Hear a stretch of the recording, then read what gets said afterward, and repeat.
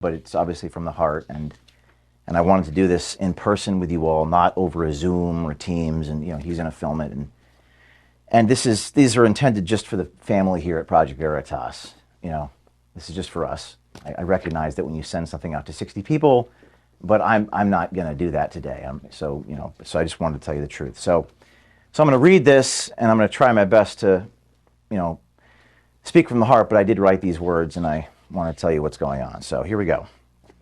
It's going to take me about 15 minutes to do this. Journalism is reporting things powerful people want kept hidden for the wrong reasons, moral wrongs, bad behaviors, as journalists we're the custodians of the public's conscience.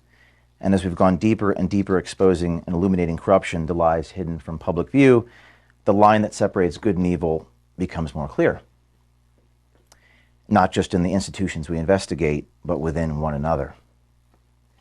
Throughout my 13 years doing this, our mission has evolved from simply being about exposing the truth with some hidden cameras to something more transcendental, giving people hope, right? That's what we do. And I'm going to stand here because I just feel like I'm filming a video for the audience.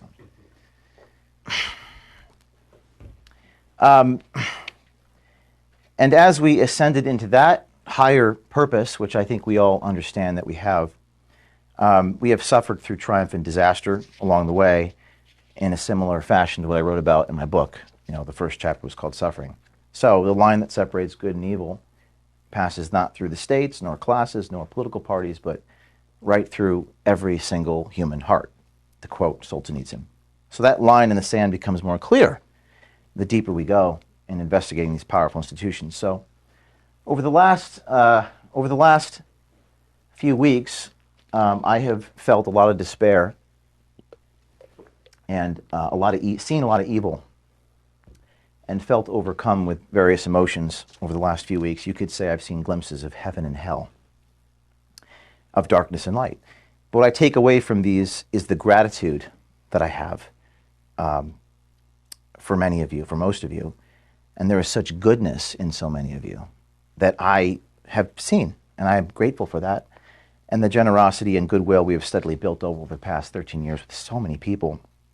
I've received thousands of text messages and phone calls from people all over the world concerned about my well-being. But as I was going through this process, I reflected upon my appreciation for many of you. What makes us great is that we do this work because we actually believe in it, right? We actually believe in this.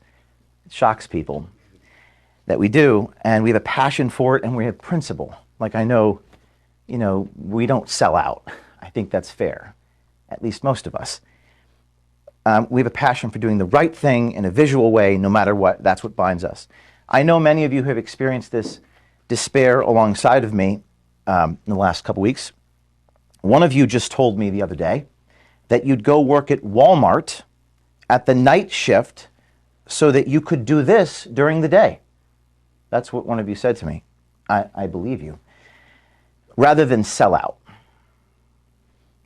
In fact, I know this is true for many of you, and many more out there who wish to be part of this. It's true. I remember back in the beginning, 13 years ago, when I had no money, I would have to use bubble gum, duct tape.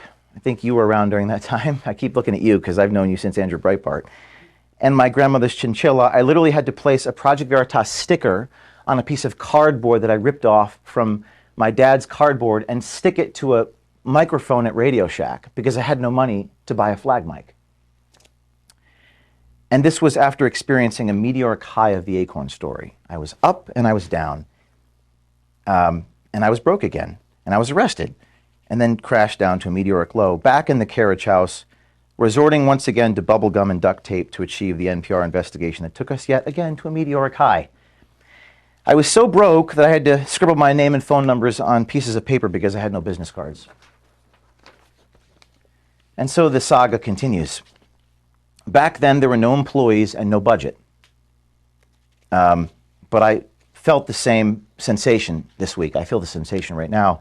As Steve Jobs once wrote about being fired from Apple, the company he founded, quote, "The heaviness of being successful was replaced by the lightness of being a beginner again. Less sure about everything.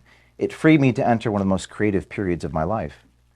So back then I trudged on from the back of a stretch limo in D.C., two guys, I was on federal probation so I couldn't be there, but two of my volunteers dressed like Muslim Brotherhood fundamentalists armed with hidden cameras. Project Veritas was born again in 2011 for a second time. A couple of donors eventually became 100,000 donors present day, 13 years later. After almost a decade and a half of 85-hour work weeks, sometimes traveling 300 days a year, I am on the road, packing multiple meetings in a day, and plenty of blood, sweat, and tears, the likes of which I could never have possibly fathomed.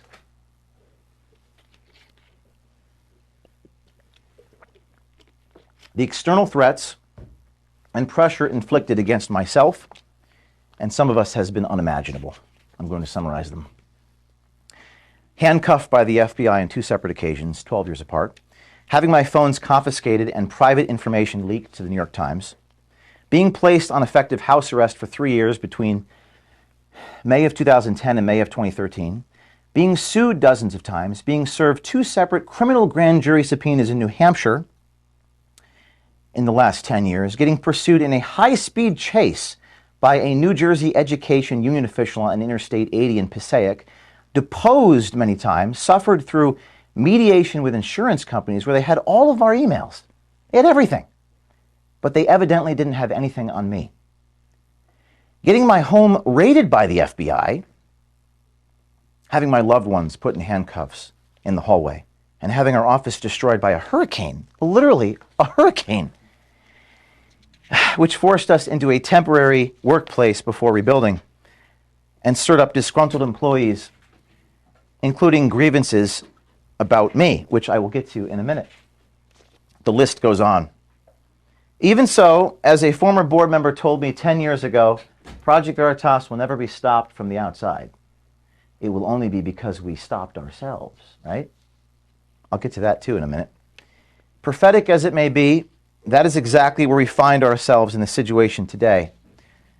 A situation where I have been stripped of my authority as CEO and removed from the board of directors. I bet you didn't know that. I'll get to that in a minute.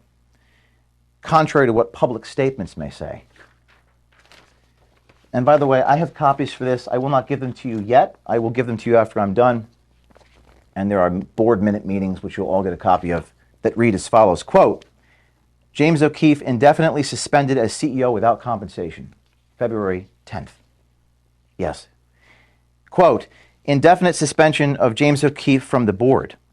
Dated February 10th, 5 days before the statement, saying that I'm still the CEO. I don't know why this is happening now. Or specifically why this is happening suddenly, right now. As you know, at the helm of Veritas, I've never allowed or entertained speculation. I only report the facts. I think you know this. You're involved in hiring. But don't you know that so many people want to go beyond the facts? I'm adamant that I'm only going to stick to the facts. So much so that sometimes we don't hire people if they want to pontificate and opine about what's going on in society. And I've had people leave because they don't agree with this vision, okay, of what a journalist ought to do. But fortunately, I have recordings and documents to back up everything I'm about to tell you. So everything I'm about to tell you, I have documentation and proof. So you don't have to say I wasn't there. You can listen to it and watch it for yourself.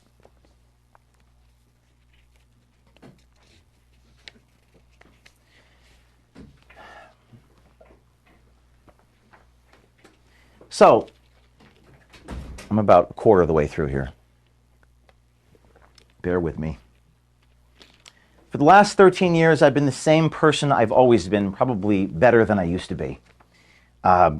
These are adjectives some people used. Tough, hard-charging, driven, creative, exacting. I have extremely high standards and somewhat disorganized.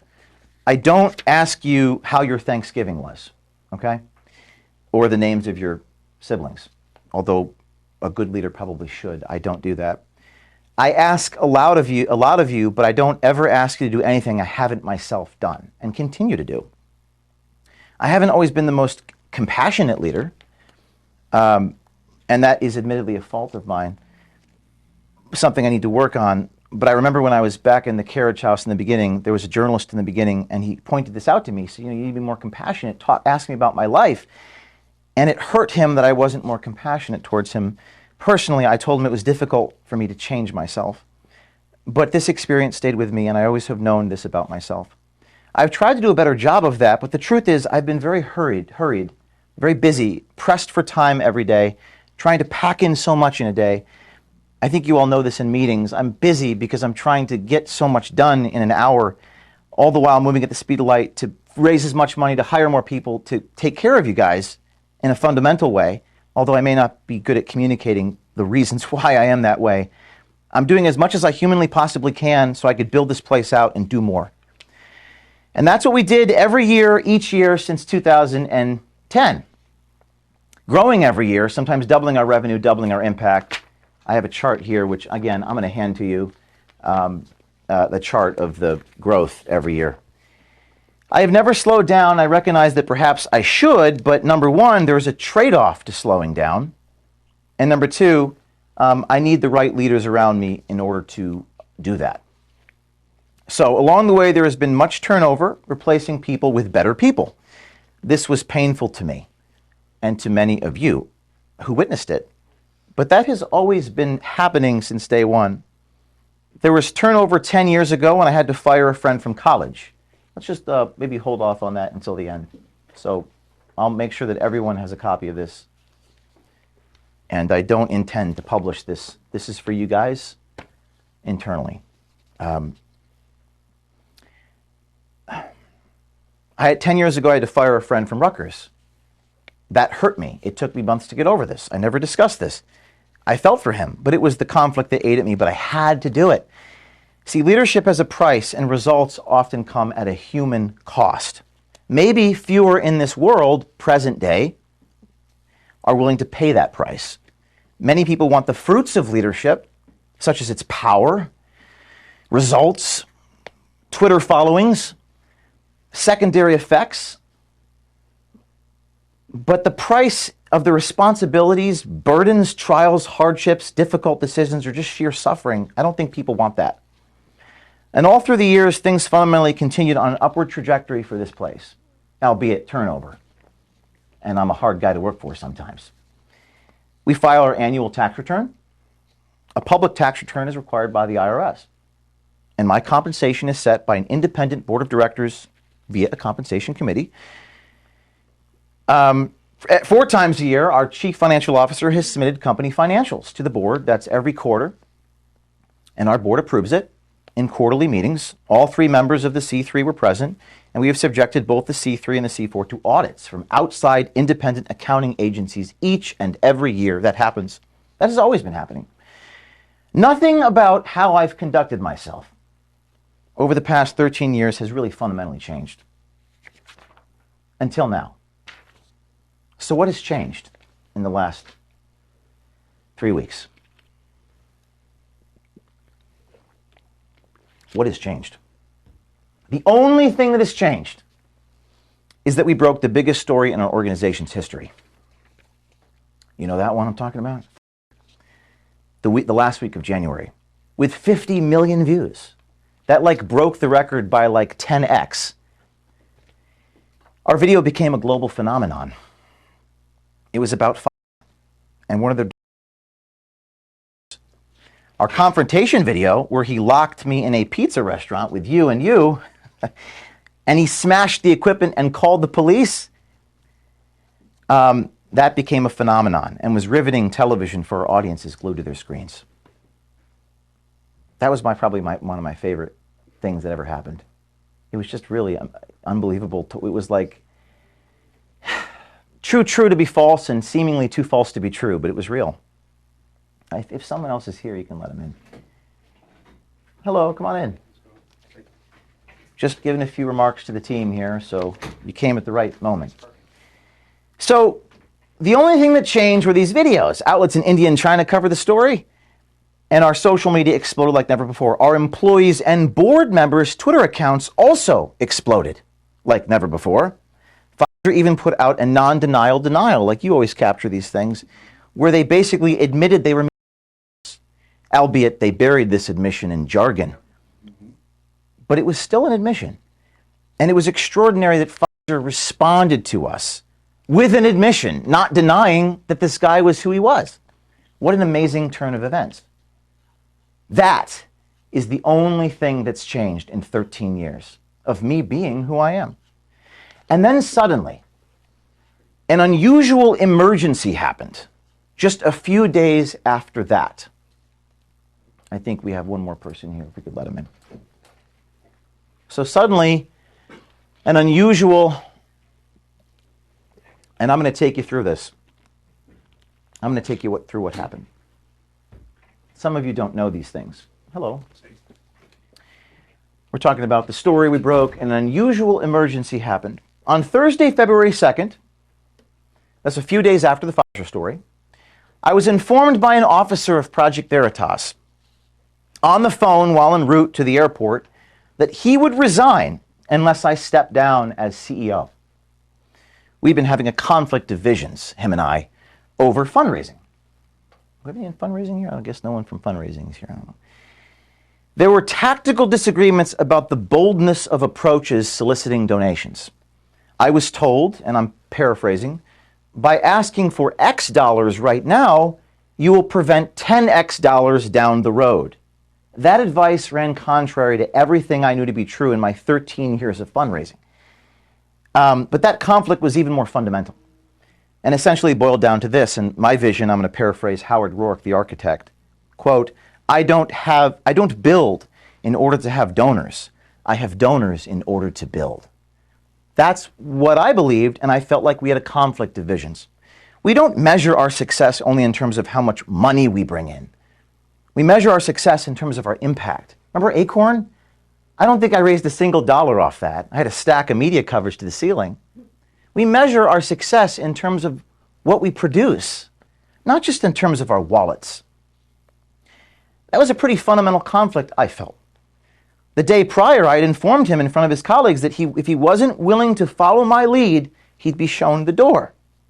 I tried to deal with it privately, but I was unsuccessful, and the disagreement boiled over publicly in a staff meeting. The next day, this individual refused to resign, so I fired him. Later that same day, that's Thursday, February 2nd, a few days after the 50 million viewed videos, I was informed by a different officer of Project Veritas that he would go to the board in a few hours from that moment and have an emergency vote to restructure this company. Receiving an agenda in my email while I was sitting on an airplane tarmac with the doors closing, the meeting was scheduled for the moment that my plane landed in Nashville. It became clear to me in that moment I would be removed from my position at Project Veritas by the time I landed at my destination. I bet you didn't know that. I have a copy of the emergency meeting here for you guys to take a look at. It's in writing. You could read it. You don't have to be there. You can read the minutes. They're official board minutes. They're written by a lawyer. My first question on the phone to this guy, my colleague, as I was staring at this agenda when the stewardess was asking me to get off the phone, was, quote, what are we going to tell our supporters if I'm removed from my position? I think that's the first question. I had 100 questions, but that was the first one. My colleague, who is an officer of Project Veritas, responded by saying, our supporters wouldn't have to find out. Sounds like something you would get in the Claire McCaskill campaign. It sounds like something you'd expose. I was so shocked by this, and again, the stewardess was asking me to get off the phone. I guess you could say that I was in a state of complete shock. How would our supporters not be informed of such an enormous thing?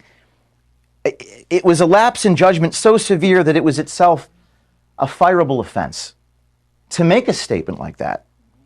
It was a lapse in judgment so severe, it was impossible to hide my removal from my position at Veritas to anybody. As the CEO and chief fundraiser, I have to explain the context of my role to thousands of people, 300 days a year on the road, while soliciting them for funds so that I can pay you. And I knew many of our supporters and donors would not like that change if I was removed from the chief decision maker at the organization I founded. I share who we are, our vision, our structure, our strategy with everybody. In fact, hiding something so fundamental from people is something that we stand against in principle, particularly with the amount of scrutiny that we're under. The doors closed, the plane took off, but somehow, over the next few hours, I was able to convince the board to push this emergency meeting to that Monday, February the 6th. The very next day, and this is where things get really bizarre, so fasten your seatbelts. The very next day, on Friday, this is now Friday, February 3rd, a board member reached out to one of our journalists and stated, quote, "You get a raise if there is a restructure without James O'Keefe at Project Veritas." I have a copy of the text message, and I'll give it to all of you. I redacted the name of the journalist. The board member deleted the message, but not before our journalist took screenshots.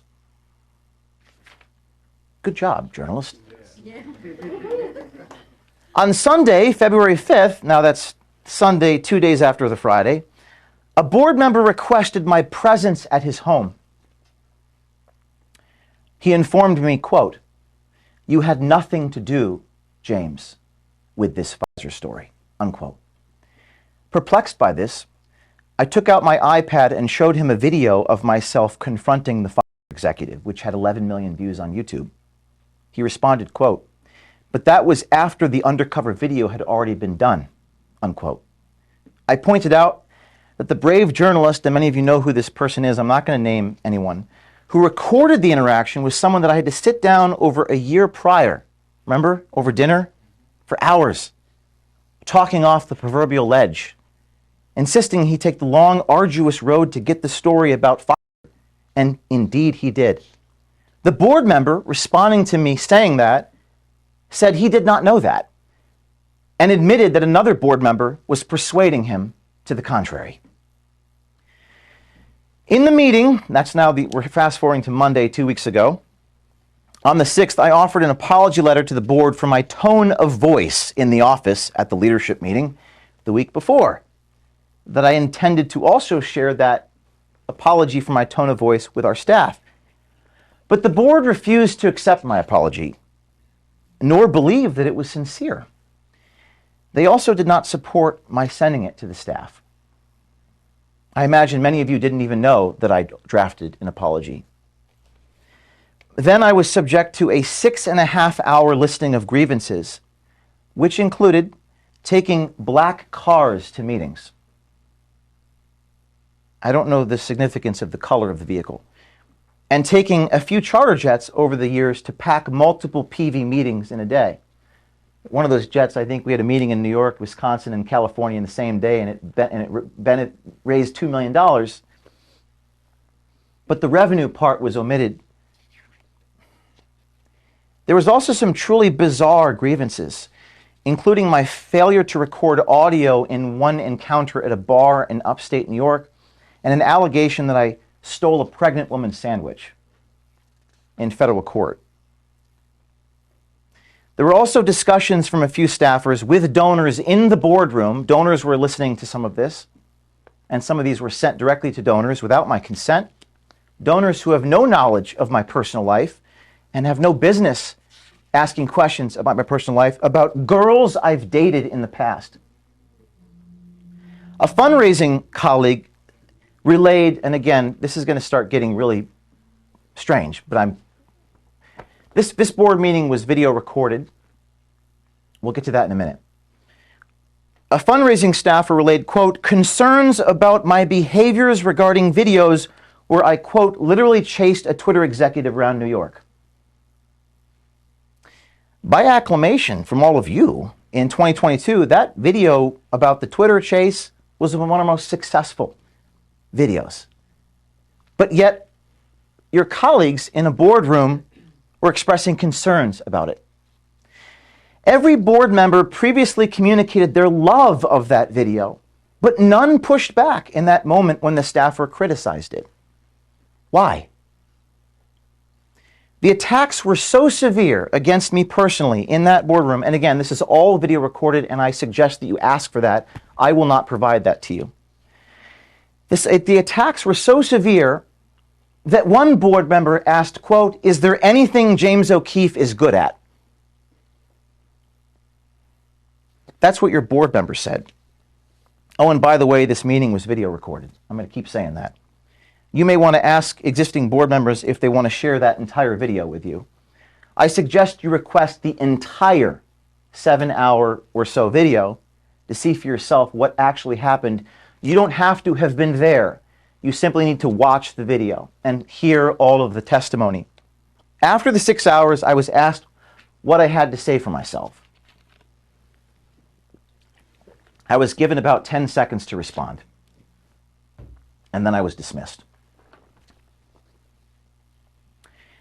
Then, and I'm reading from board minutes drafted by lawyers who are taking a record of what the board members said and did, a vote was called to strip me of all of my authority and decision-making at this organization for half a year. That's 180 days. Again, it's in the board minutes. You'll have a copy of it. It says, quote, "The CEO's ability to make these decisions suspended for 180 days with such power transferred to the executive director. The executive director reports to the board. The CEO is placed on leave for 2 weeks, and the CEO's access to donors is restricted. So I can't talk to donors. I can't raise money." Let's see. Okay. My first question before I was dismissed, I asked how the remaining team will manage the company and what the plan was. That's something you had essentially, what's the plan? But they didn't provide one. It was clear they didn't actually have one. And then I was dismissed. So I went off the grid as requested. Went hiking with Kennedy in the mountains. Within a few days of going off the grid, I started receiving missed calls and texts from the same board members and officers who demanded I be gone. They informed the staff that they're waiting to hear from me. I found that odd. There was a corporate resolution demanding that I be gone for 2 weeks. I was a little worried about violating the corporate resolution. Wouldn't you? This was while I was commanded by a motion of a board to be literally gone on paid leave for 2 weeks. And then an officer at Project Veritas took a screenshot of my read receipts of text messages and distributed them to you, saying, quote, "You owe your team a response. Please allow communication."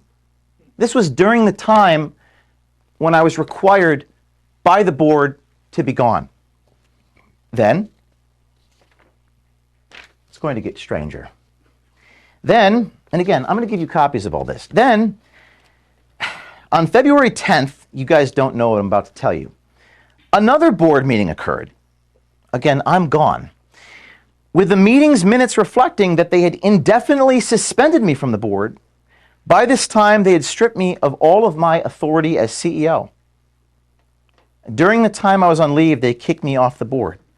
So I can't be a CEO if I have no authority. I can't make any decisions. I'm not allowed to access any donor names. I wasn't even sure what my job was or if I even had a job. Right now, I actually don't. I'm not sure what my job here is. In the board minutes, it says that I no longer have a paycheck and I'm indefinitely suspended from this organization. 5 days later, after that, on February 15th, a statement was put out by this organization, by this organization's executive director, saying, quote, "James has not been removed from Project Veritas." 5 days after they removed me from Project Veritas. "James is the hardest working person I've ever met. Those who know him know he will not take time off unless forced to."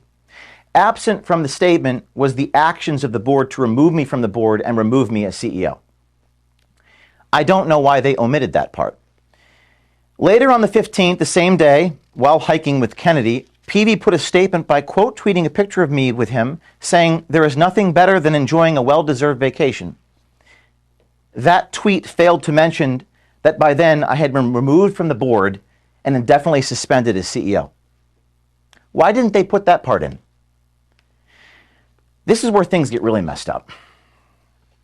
A few days later, an officer sent an email to the board with bizarre hyperbole and innuendo about certain expenses related to our business needs. These included, and you can't make this up, that Project Veritas paid for James O'Keefe's down payment of his wedding. I got a chuckle out of this. I'm not married. I've never been married. I do hope to get married one day. In fact, I got married to you in Oklahoma, but that was pretend. Good time. That was fun. Everyone enjoyed it. We rented a charter bus. We all went down. Everyone enjoyed that musical, or at least I thought. I'm not married, but the truth of the expense, the $12,000, was that it was a payment for our annual Project Veritas Christmas party. Remember that? Where you guys were there? Some of you brought your spouses? The officer lied by omission, excluding the purpose of paying the $12,000 for the wedding venue. It looked like Project Veritas was reimbursing me for a wedding venue. Why would the officer lie like that? There were also, again, bizarre complaints, and this is where you come in, Asha, about taking too many trips to too many meetings over the course of a year. I think there were like 305 cars I had taken to meetings and donors and journalism assignments, including all the, quote, black cars taken from airports to various meetings. I have a copy of that, so you don't have to take my word for it. The officer stated to the board, this is on February 13th, this week, that we should do things such as, quote, reschedule meetings. And the IRS would prefer Zoom meetings over in-person meetings. I'm going to let that sink in for a minute.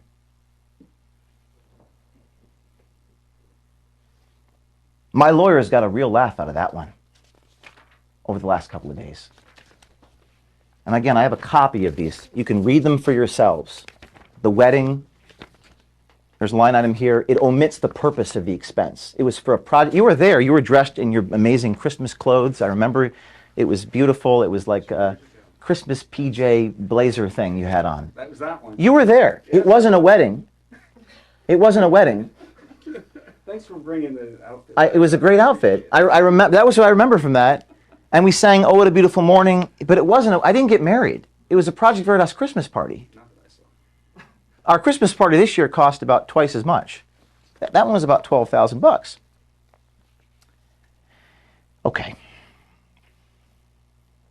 And I have the line item here that sent to the board about the black cars.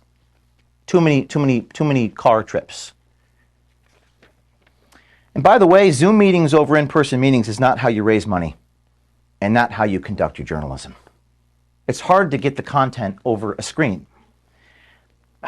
Ask our journalist if that works to produce a story.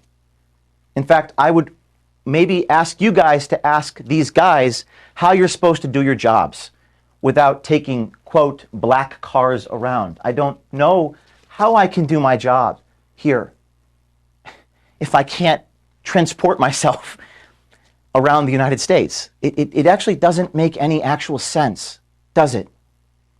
None of this makes any sense.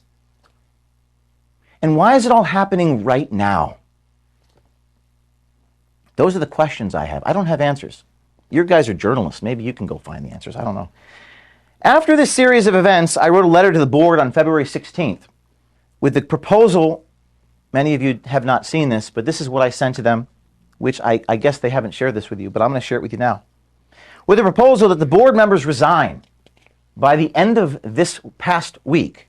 We're now past that point, or I'll be forced to walk away. And this is what I wrote.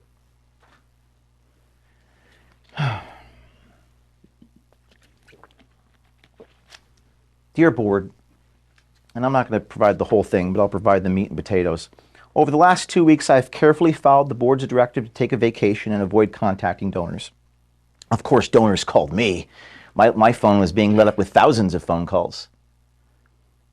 One donor even, I posted a video. She was upset about how she was portrayed in the grievances. Remmers was her name. She posted a video saying the grievance was a total lie. My understanding is one of the officers of this organization responded to that by calling the donor a liar. The officer wasn't there. Why would the officer call the woman with the sole authority on the matter who was there? Why would he call her a liar? I don't know the answer to that question. Your actions over the same period to undermine Veritas and its future, including airing confidential employment matters publicly, has broken trust. I cannot, in good conscience, return to such a mismanaged organization. I have not responded privately or publicly because there is no rational, appropriate response for the emotional circus that has been created by your actions. I expect the board to resign by the end of the week. Project Veritas, including any employees who choose to stay, will go on under my leadership with newly appointed professional board members and officers prepared to exercise their duty of care and duty of loyalty to the organization. That's what a board does. They exercise duty of loyalty and duty of care. What they shouldn't do is try to destroy an organization. That's not what a board member does. I will return to work on Monday, that's today, and work with the remaining team to go forward with our mission. Short of this action, I cannot, in good faith, return to the employment of an organization with leaders who are attacking me personally, making false and unsupported claims of improper management of resources about weddings and black cars, improperly airing employment issues related to me and others at Project Veritas. I did not leak that document, and I would swear to it under oath. But it probably wasn't the best idea to march employees into a boardroom. That's never happened in any boardroom in the history of boardrooms. And that's one of the reasons why our donors are so upset. That doesn't happen. Ruining our reputation in front of supporters and donors and leaking confidential information and fabricating stories. One of our ethical rules is we don't lie to our audience. I've never lied to our audience in 13 years. But I was stripped of all decision making last week. And you guys put out a statement lying to your audience. And there's nothing I could do about it. Because I was stripped of all my decision making. I was removed from CEO. I was asked to be gone until the 20th. It is now the 20th. I asked the board to resign for their conduct, and they did not. So currently I have no job at Project Veritas. I have no position here based upon what the board has done. So I'm announcing to you all that today on President's Day, I'm packing up my personal belongings here. I don't really have much in this room that belongs to me. I guess a painting, a diploma, some personal things. It won't fill much. Maybe it'll fill my Kia. I'm packing up my personal, I'm sorry, I'm getting emotional, from headquarters, and I'm intending to start anew. I don't have the answers to why they've been doing this, or why board members were going directly to employees to collect grievances on the week of our biggest story ever. Or why our board members were going to employees directly to discuss removing me from this organization, even saying I'll give you a raise if James is removed. That might be illegal. I don't know. But why would they do it the week of our biggest story ever? But I'm confident that those reasons and motivations will come to light. To borrow an old expression, the public has a right to know what has happened here and why there was a concerted effort to remove me from the organization I founded the same week of our biggest story we ever had. Almost done. This is very difficult. And I'm filming this for the staff. You know, sorry you couldn't be physically here, but this is for internal distribution. My dear team, I do love many of you. I never said it, those words, but I'll say it now. I want to go back to the beginning of what I said and express how important so many of you are to me. How I still believe we have a long and bright future together somehow, some way. And to share my profound appreciation for many of you. When I left the office, and this is where I'm going to get emotional, so please forgive me. When I left the office on February 6th, after being stripped of all my authority, I saw my father and gave him a hug, realizing just how honest and real of a man he is. Both my parents are as genuine and down-to-earth as a son could ever have. It's true you never really know someone until you go through hell with them. You see, back in the carriage house 13 years ago, the feds would come to my home to make sure that I was inside my house, administering random drug tests and rifling through my expenses to make sure I wasn't lying about the strawberry ice cream I bought at 7-Eleven. And I didn't have any money, but they went through my debit card statements and tried to get me to sign things to prove I wasn't lying. There were federal agents showing up at my parents' house. There were no donors. There were no supporters. And I was not trending on Twitter. My father went through this hell with me and stood up to those bullies on the front lawn and told them to stop harassing our family.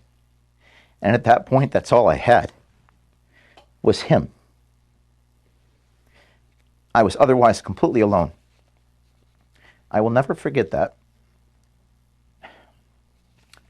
Now the good news, we're no longer alone. We have millions of Americans who also know who I am. In fact, sorry. All right, we're all trying, boss. In fact, you have, and we all have watched their overwhelming support. They see the truth. They know who I am. I also know many of you know who I am, and you know what's right, right? You know, you're people of principle here. People in this room. And this now may be your moment of truth. One of you called me from a closet the day of the 7th after I was suspended, the day after I was let go, and you were crying. I never heard that tone before. I told you it was going to be okay. You were afraid of what was happening here. You said, this is really hard to take. I can't take this anymore. I told you that I struggled alongside you, although I wasn't physically there. I told you that I loved you. A number of us told each other that we loved one another. It was the first time I've shared that sentiment with a colleague. It was a very real moment, a very beautiful moment, a touching moment where we were bound together. Many of us were really bound together in that moment, and I was grateful for that. I recognize just how honest and real many of you are in your souls. That you are amazing people. We have some really amazing people here, with men with brass balls and women with the courage of a lion. And it really, what I drew from this experience is the gratitude that I have, for so many of you.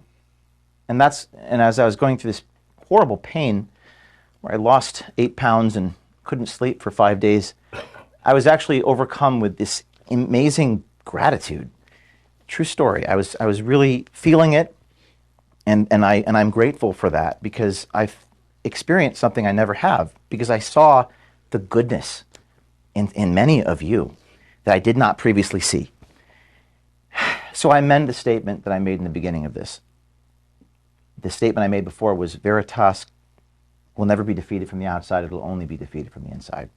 That's actually not true. No. The only way to defeat us is if they take our spirit.